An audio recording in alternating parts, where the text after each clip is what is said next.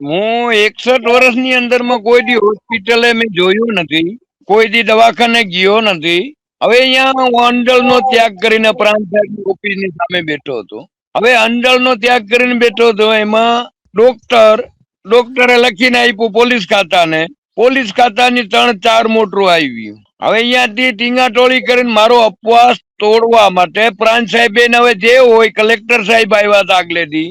Collector વરસાદ હતો અને ઓલું પવન હતો ફૂલ, એટલે બીજે દિવસે મને ટીંગોળી કરીને દવાખાને જઈને મારો દવાખાને દાખલ કરી દીધો.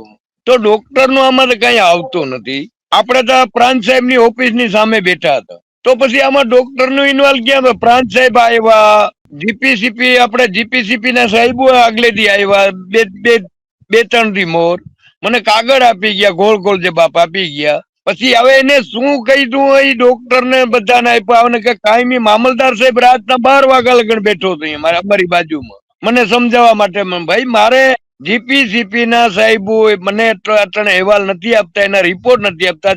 4 મહિના થયા. એના પછી કેટલા 10 થી 15 વખત તમે સેમ્પલો લઈ ગયા, પણ 4 મહિનાની અંદર એના રિપોર્ટ ના આવે.